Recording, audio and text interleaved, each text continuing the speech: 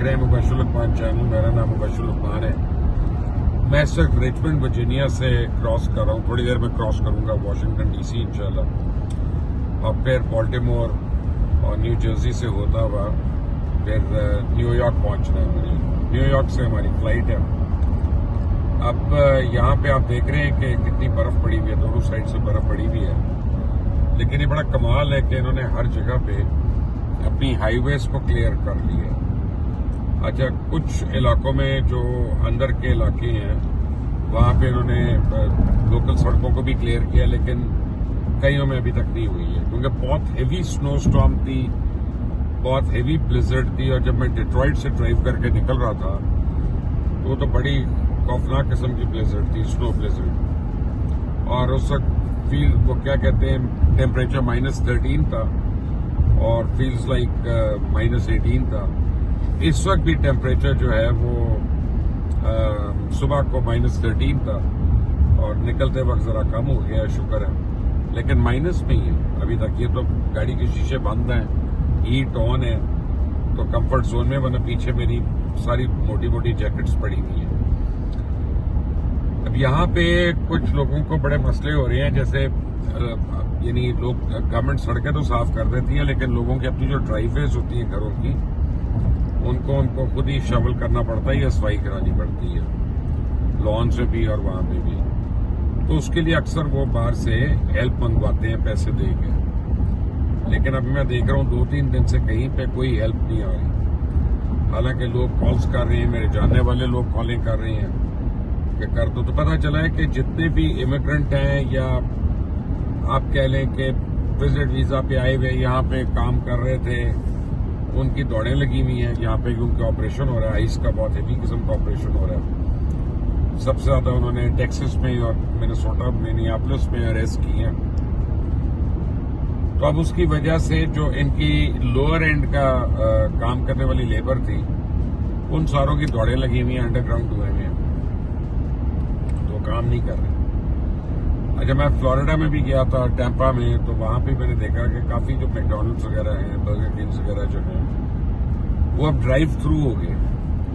वो अंदर आप जाके उनके बैठ के डाइन नहीं कर सकते। उसकी वजह यह है प्राइमरीली कि उनके पास जितने स्टूडेंट्स वगैरह या बाकी लोग काम करने वाले थे, उन्होंने काम करना छोड़ दिया, क्योंकि अब हर एक को डर है कि छापे पड़ रहे हैं, लोगों को पकड़ रहे हैं। तो वहां पे उनका क्लीनिंग स्टाफ ही नहीं है, क्योंकि ये जो गोरा है, ये अमेरिकन है, ये खुद क्लीनिंग का काम तो नहीं करता ना आके, ना ही वॉशिंग का किचन में ये उस तरह के काम करते हैं। उसके लिए तो मैक्सिकन्स हैं, हिस्पैनिक्स हैं, कंबोडिया के लोग हैं, बांग्लादेश, इंडिया, पाकिस्तान, ये सारी नफरी है।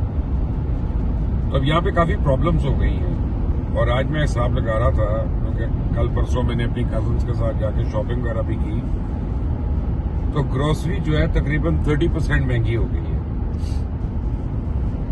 अब 30% वो महंगी हो गई है, घरों के किराए महंगे हो गए, बढ़ गए हैं, जो यूटिलिटी के रेट्स हैं वो बढ़ गए हैं, यानी बिजली, गैस, पानी।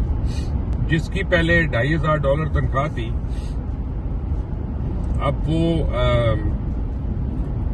उसकी तनख्वाह तो वही है, लेकिन उसके खर्चे 30% बढ़ गए हैं। तो पहले वो कुछ $200-250 बचा रहा था और अब नहीं बच रहे। और अब मेजॉरिटी लोगों की ये है कि वो क्रेडिट कार्ड पे अपनी लाइफ गुजार रहे हैं यहाँ पे। लेकिन क्रेडिट कार्ड का भी एक मसला है कि जब तक आपकी एक स्टेबल इनकम नहीं होती है तो आपको क्रेडिट कार्ड नहीं मिलता। और क्रेडिट कार्ड मिलने का मतलब है कि स्टेबल इनकम हो, तो इट्स अ catch-22 सिचुएशन। तो यहाँ पे इस वक्त लोगों की लाइफ काफी टफ हुई भी है, बहुत टफ है लाइफ। और जो यहाँ के रहने वाले हैं उनकी भी लाइफ टफ है। कल मैं एक ऐसे इलाके में था जो आप समझें इनका अमीर तरीन इलाका है, और वहां पे भी हालात यही थे कि जो घरों का बाहर का काम है, अब ये बार बार मुझे वार्निंग दे रही है, GPS के आगे पुलिस है, लेकिन खैर मैं फोन तो नहीं कर रहा। और दूसरा ये है कि ना मैं ओवर स्पीड कर रहा हूँ। तो I-95 पे हूँ, इस वक्त भी इसकी स्पीड लिमिट 65 होनी चाहिए और मैं 71 पे जा रहा हूँ, विच इज सेफ। तो लोगों को लेबर नहीं मिल रही है। ये बड़ा सीरियस एक इशू चल रहा है इस वक्त अफ्रीका में, और हर आदमी जिसको मैं मिला वो कहता है जी नवंबर का वेट करें। मैं कहा नवंबर में क्या होगा? उनका जी मिड टर्म इलेक्शंस होंगे, यानी जिसमें कांग्रेस वगैरह के इनके जो भी होते हैं उसमें यकीनी तौर पर डेमोक्रेट्स जो हैं वो काफी सीट्स जीतेंगे, और फिर रिपब्लिकन्स के आगे वो एक लीगल हिच वगैरह जो है वो क्रिएट कर सकते हैं कि इनका हर काम आसानी से नहीं होगा, हर ऑर्डर आसानी से नहीं होगा। और ये आइस वगैरह की वजह से जो लोग हिरासा हुए हैं और तंग भी हैं, क्योंकि ह्यूमन राइट वायलेशंस भी हो रही हैं, काफी सीरियस हो रही हैं, और यहाँ पे जितने ह्यूमन राइट के लॉयर्स वगैरह हैं वो उसके ऊपर काफी आवाजें उठा रही हैं। मैंने खुद कल एक परसों ट्विटर स्पेस में मैंने सुन रहा था उनकी कि जो सारे वो बात कर रहे थे, तो मैं तो नहीं बोला उसमें, ऑब्वियसली मेरा तो काम नहीं था, लेकिन यह है कि मैं अपने आप को एजुकेट कर रहा था कि इनके मसाइल क्या क्या है।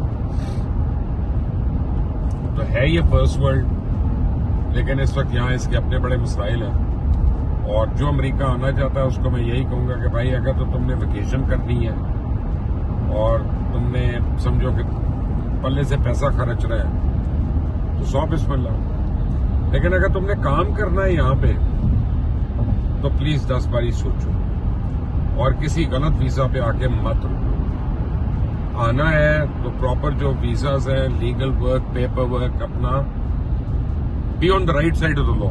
बॉटम लाइन यही है, do not break the law, क्योंकि अब जीरो टॉलरेंस है इन चीजों के बारे में। अल्लाह ताला जहां जहां पाकिस्तानी है, अल्लाह उनका ख्याल रखे, उनके रिस्क में इजाफा करे, और आपको और हमें हर किस्म की आजमाइश से बचा के रखे। आमीन। Until the next time, Allah Hafiz.